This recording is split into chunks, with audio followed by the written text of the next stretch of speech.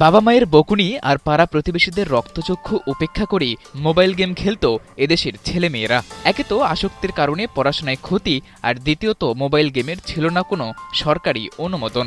তবে নতুন বাংলাদেশে অনেক কিছুই বদলেছে। সেই হাওয়াতেই বাংলাদেশে অনুমোদন পেয়েছে মোবাইল ভিত্তিক ভিডিও গেম ই স্পোর্টস।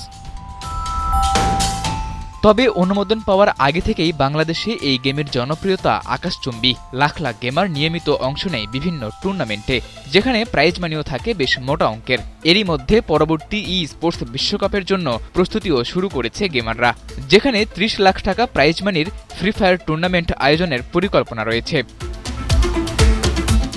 সরকারের অনুমোদনের আগে থেকেই বাংলাদেশের ই স্পোর্টসে বিনিয়োগ ছিল বিভিন্ন প্রতিষ্ঠানের।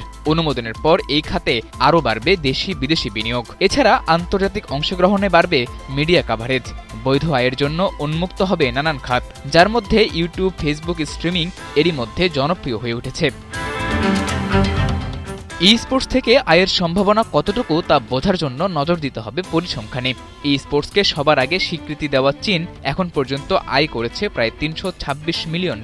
এছাড়া সংখ্যার বিবেচনায় সবচেয়ে বেশি গেমার থাকা যুক্তরাষ্ট্র আয় করেছে $235 মিলিয়ন। আয়ের দিক থেকে ৩ নম্বরে আছে সাউথ কোরিয়া। এতদিন সরকারি অনুমোদন না পাওয়া সত্ত্বেও বাংলাদেশের ১২৪ জন গেমার অংশ নিয়েছে ই স্পোর্টসের বিভিন্ন আন্তর্জাতিক ইভেন্টে, যেখানে তাদের আয় $২.৫ লাখ বেশি, বাংলাদেশি মুদ্রায় যা প্রায় ৩ কোটি টাকার সমান। এই অর্থের প্রায় ৫০% এসেছে ভিডিও গেম পাবজি থেকে।